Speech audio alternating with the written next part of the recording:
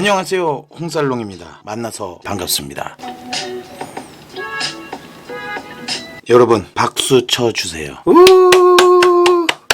드디어 구독자 2명 늘었습니다. 영상 한 번에 우리 소중한 구독자 2명이 늘었습니다. 100명, 1000명, 10,000명이 되는 그날까지 계속해서 달리겠습니다. 많은 관심 부탁드립니다. 저번 편의 대화의 중심이 될 수 있는 야구 이야기를 진행하였습니다. 생각보다 반응이 괜찮았습니다. 저번 편 영상 못 보신 시청자분들께서는 위에 영상이 뜨니 이 위에 봐주시면 감사하겠습니다. 그래서 이번 편 대화의 중심에서 깊이로 발전할 수 있는 우리나라 야구의 아버지는 누구인가에 대한 이야기를 하려고 합니다. 많은 관심 부탁드립니다. 홍살롱 시작합니다.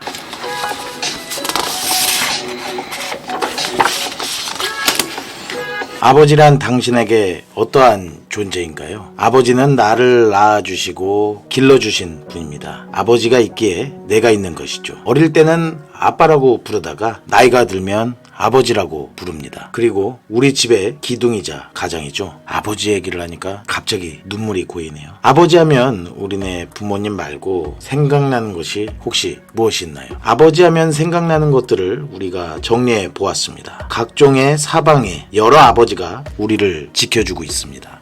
음악의 아버지 세바스찬 바흐 많이 들어보셨을 겁니다. 이분이 음악의 아버지인 이유는 서양 음악의 작곡 기법을 완성했다고 합니다. 2022년 카타르 월드컵의 영웅인 파울로 벤투 감독, 우리가 벤버지라고 불렀었죠. 현재 아랍에미레이트를 잘 이끄는 감독이자 우리나라에서 최장수로 부임한 감독입니다. 16강이라는 성과를 내었죠. 지금 돌아가는 상황을 보면 벤버지가 많이 그립습니다. 그리고 아버지 하면 이 노래가 떠오릅니다. 싸이의 아버지입니다. 참 나이가 들어서 이 노래를 들으면 참 슬픕니다. 노래가 아버지 이제야 깨달아요.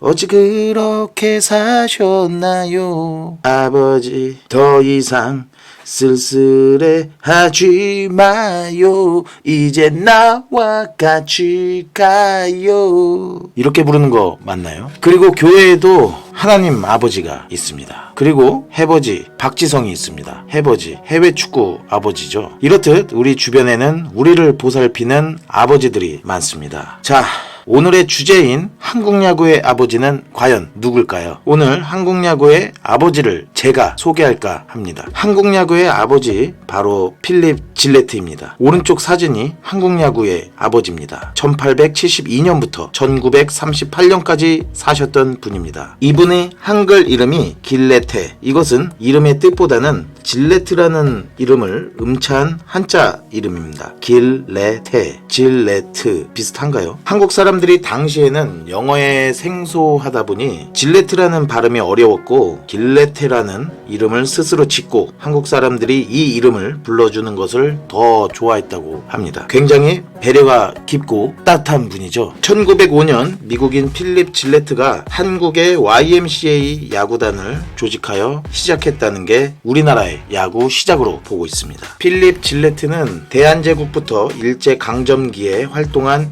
미국 출신의 선교사입니다. 황성 YMCA 창설자 겸 초대 총무, 그리고 한국 야구의 아버지로 불리는 인물입니다. 그래서 한국 야구의 어머니는 누구인가 찾아봤는데요. 죄송합니다. 못 찾았습니다. 아버지 홀로 야구를 키우셨습니다. 필립 질레트 선생, 아니 길레테로 불리길 좋아하신 길레테 선생님은 콜로라도 대학교 출신으로 예일대에서 YMCA 전도 담당 부목사로 일하셨습니다. 1901년 9월에 27세의 나이로 한국 YMCA 창설 책임자로 임명되어 한국땅을 밟았습니다. 이분이 한국에 와서 가장 먼저 해야 하는 일이 전도입니다. 전도를 하려면 우리의 문화에 녹아들어야 합니다. 그래서 한국인의 정서를 파악하기 위해 가장 먼저 우리나라의 언어를 공부하는 것이었습니다. 한국어를 매일 6시간 30분씩 공부하였습니다. 와, 굉장히 많은 시간을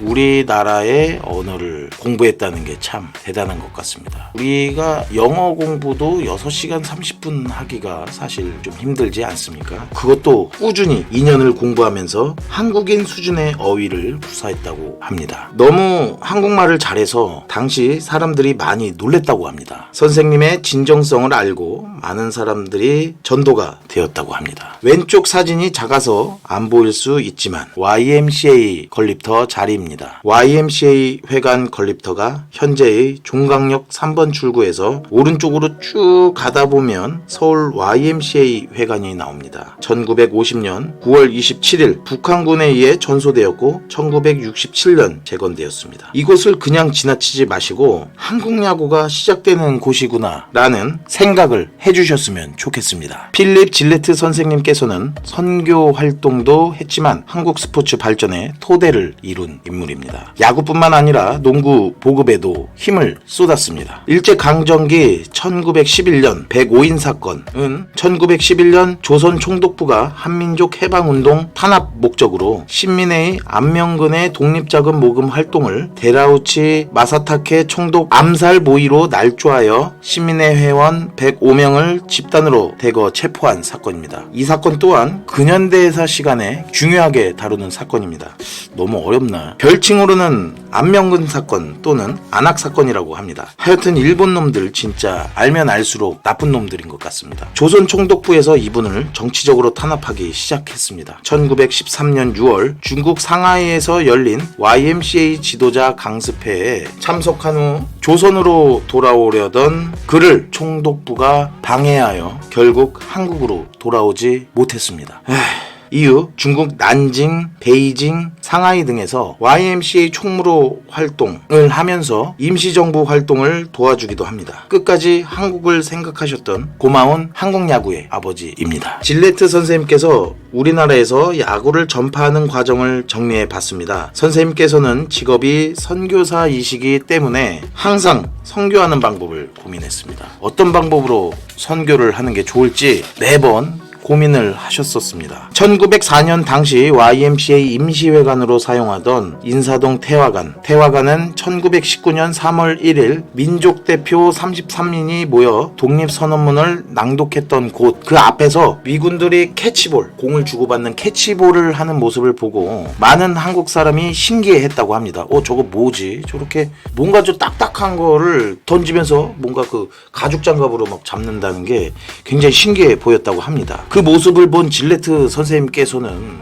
저거다 바로 저거야. 선생님께서는 이를 선교에 활용하기로 결심합니다. 당시 야구 용품은 배트는 50전, 이것이 쌀 한 가마니 절반 가격, 글러브는 쌀 2가마니 가격으로, 글러브가 방망이보다 훨씬 비쌌습니다. 그리고 이것에서 알 수 있듯이 야구 장비는 굉장히 고가의 장비입니다. 그래서 모든 사람들이 장비를 착용하고 야구를 하지 않았던 것으로 추정하고 있습니다. 이후 1년 뒤인 1905년 황성 YMCA 야구단을 창설합니다. 위 사진이 실제 YMCA 야구단의 사진입니다. 일제강점기로 접어들고 있는 조선 말 시기지만 엄밀히 말하면 대한제국 시기라고 할 수 있습니다. 사진의 포즈는 굉장히 자유롭습니다. 1910년 경술국치로, 경술국치가 뭐냐? 경술국치는 경술련의 국가의 치욕이라는 뜻으로 한일 병합조약을 가리키는 말입니다. 조선이 사라지자 청년의 의기를 되살리기 위해 선생님께서는 야구를 적극적으로 활용하셨다고 합니다. 1911년 6월 간립 한성고등학교, 설린 인터넷 상업고등학교 연합팀을 꾸려서 실업야구 연합팀과 연습 경기를 추진하였습니다. 그리고 평양에 가서 전국 청년들에게 야구를 전파하였습니다. 야구를 통해 나라의 청년들에게 애국심을 고양하려고 하였습니다. 그리고 야구 전파에 우리 선생님께서는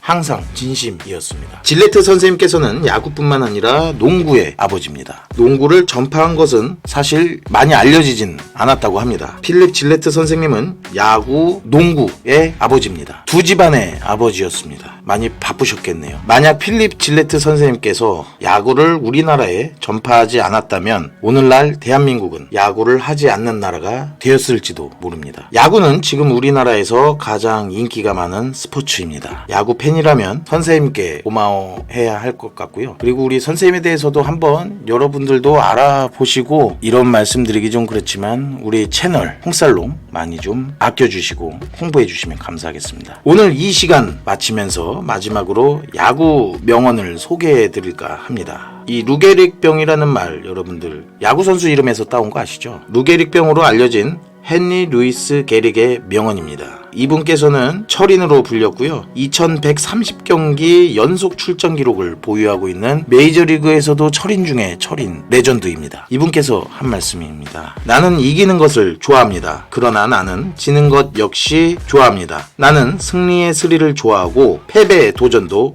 좋아합니다. 여러분들 살면서 이길 수도 있고 질 수도 있습니다. 결과가 좋든 그렇지 않던 간에 삶을 즐기는 여유를 홍살롱과 함께 찾아보시는 건 어떨까요? 홍살롱 오늘 여기서 마칩니다. 끝까지 시청해 주셔서 감사합니다.